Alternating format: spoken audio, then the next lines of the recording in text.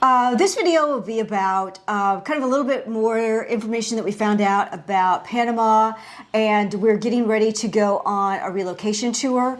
I guess the first thing is there are a lot of companies, people that are here to help you with that effort. It does look like to me, though, that it's good to pick a relocation company that kind of specializes in the area that you might want to live in. I think that is the best connections you might get. And that's true if you're in this and you're kind of looking around. We're going to talk about Panama right now and specifics to that. But these types of companies exist for all the countries that we were looking at. Yeah.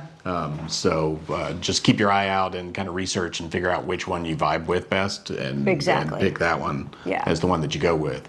Like Charlene's saying, for most countries, there's more than just one area to that country, so you kind of need to pick out, okay, well, you don't need to, but for instance, we're going to try to do something that runs us through the entire kind of width of, because Panama sits on its side, so we're going the width and length. But I think it really focuses on Boquete and Volcan, and I think that our eye right now is really toward the that area. Yeah, and we booked this before we had focused in on that. I think I might have focused us even for a few more days. We're only going to be in that area for a few days during the week that we're down there. Right. And I might have gone on something that spent a little more time in that area if I'd been doing it and knew that that was the place that we wanted to go. We've watched enough now to see that that's probably the place that we will like the best.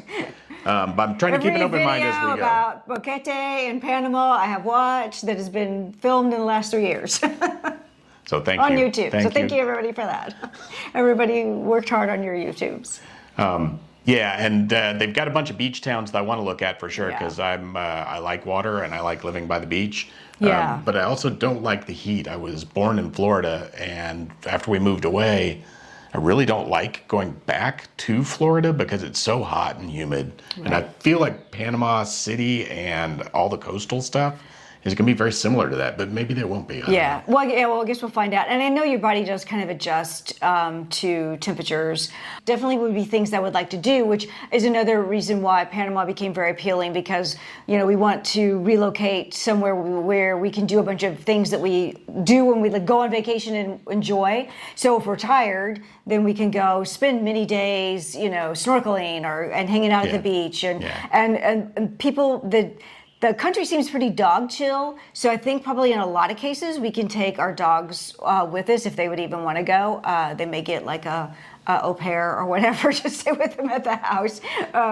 They may not enjoy the beach as much as we like to. But I think there's a lot of different things to see and do in Panama that I think does appeal to us for right now. So many different geographies you can go to, because you've got the beach towns, you've got actual mountains where it gets cool. It never freezes, but it gets cool. It's in the 40s some of the time there. Can be, yeah. Usually it's around 70s most of the time, but it can dip a little. Depending on how high you go. And the way we've heard described is, if you don't like the weather, change the elevation that you're at, and you can increase or decrease the temperature. Yeah, so it turns out to be too cold, then we can kind of work our way down, which is probably, until we find kind of our way. Because we definitely plan on renting when we get there. We don't plan on buying. Which, the other thing that you can do in a country like Panama is you can sort of set your expenses as well. If you want to eat out all the time and eat at expensive places, you can certainly do that.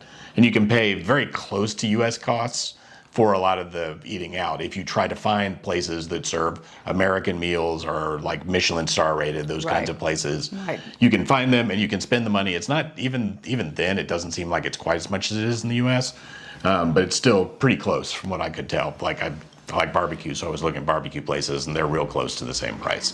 But you can also pay a lot less. Yes, if you want to though. All right, so we need a little bark break. But I think the last thing we were saying was about food. Food, right. But you can get food that's a lot more affordable. Now, there are two places in Panama that are kind of known for their food.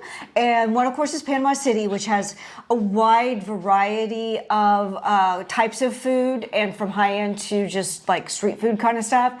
And for some reason, although I think I know the reason, Boquete has like 140 restaurants in a really tiny area. The population is around 20,000, but about a fourth of that are expats. So a lot of Americans and Canadians and British have moved to that area. So it has a big expat community, almost like more than I would like, I think, necessarily, because I really want to force myself to speak Spanish as much as possible, because I would really like to learn the language. You may be able to avoid that entirely living in Boquete, but it does open up the door for you to start your expat experience in a relatively low risk way. Right. Because a lot of times if you drop yourself into something that's too foreign, too extreme, yeah, you're gonna go, oh no, this is not for me, and then jump out before you've given it enough time. Yeah, everybody kind of calls it a landing pad for those who want to go, especially to go explore other South American countries, and you get a little bit of Spanish under your belt. And although there's different dialects, you still can get by with Panamanian Spanish as opposed to like no Spanish, which is a big difference. They also are Panama has made themselves very appealing for people that are retired. They have a pensionado visa that is right now, for two people is a very low price, and most people's Social Security will cover it. Yeah, you have to have $1,000 a month or $1,250 for a couple is all you have to have as a pension, a permanent lifetime income, which Social Security normally takes care of. Right, but it could be like, if you could do some military pension. Or I know like a police or teachers sometimes have pensions. Anyway, if you have like, I don't know, an official pension, that also works, but Social Security. But that amount's relatively minimal. Almost most people can get that with their Social Security. Yeah, with kind of like their basic Social Security amount. So that makes it very appealing. Yeah, and it's when we say they need $1,000, it's dollars. In Panama, they peg their currency to our dollar. Yeah, they. I guess their currency actually officially is the balboa, but only time you'll see a balboa is in coins, like $1 and $2 coins are balboa. When you're getting change. Yeah. It's U.S. currency, so there's no like conversion in your head. Yeah, you don't have to try to figure out that. Okay, 10,000 colonna is what? So no math, yay. I think hit and miss with English. I think that Boquete will probably have a lot more English spoken, and it'll be definitely the tourist spots of Panama City. And it'll be more expensive to stay in those places. The places, if you go to a place that everybody speaks English, it's probably going to cost more to live there. If you move out into the more of local areas, I want to say, or rural in this case, because Boquete is up in the farmland of the country. So if you move out into a place, you are going to need to speak Spanish. Yeah, definitely pick up some Spanish. And gasoline prices are okay. They're cheaper than the U.S. So that, and the price of vehicles seems to be somewhat affordable. Yeah, it was we originally had thought we were going to take our vehicle, but it's a 2015 Jeep, and discovered that they won't allow you to. 10 years is the max. 10 years is the max. They'll let you import a vehicle. Right. Plus, there's a lot of costs involved with it. And it started looking at it going, we'd either have to go faster than we want to go to get the Jeep there, or we have to leave it. And even if we brought it, it would almost be better to sell it and buy something like it down there. If we really wanted a Jeep again, we could find one.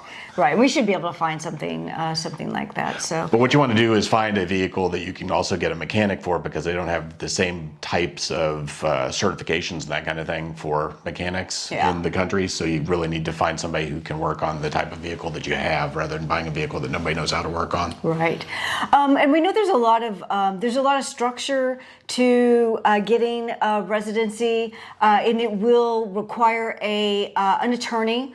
So that'll be one of the first things we'll do, is try to find an attorney that we, vibe with, and get them retained for our, temporary, and then you go to a permanent visa. And they can probably help us with the banking as well. You have to figure out what the banks are. I don't think you have to have a local account. There's at least a little bit of debate on that. We may be able to use a more international account than one of the local Panamanian banks and still be able to pay for things. Right. But we'll probably need to find somebody who knows about that there before making that decision. Instead of going blindly saying, I think this is how it's going to work, we need to find somebody who knows how it works. We have a lot of information to gather, and that's probably what, like I say, that'll be the next series of videos. Will be focused on Panama, what we find out, things we need to do, things we need to prep for. and kind of getting ready for that move. And Teddy's angry at something. I don't know what. Oh, and one last thing too that was on the criteria that pushed up toward the top. I know that we got a comment about this in one of our first videos about the tax regimes in the countries that we went to. And Panama has one of the very best ones. They don't tax any income from outside Panama. So if you are a digital nomad or you have any sort of income coming from a job outside, they won't so you won't get double taxed. U.S. you'll still pay your taxes like you normally do. Right. But the country of Panama won't put any extra tax on that. Exactly. All right. Well, that dog break, I think, says we're about done here. We're done. So until next time, live your truth and live well.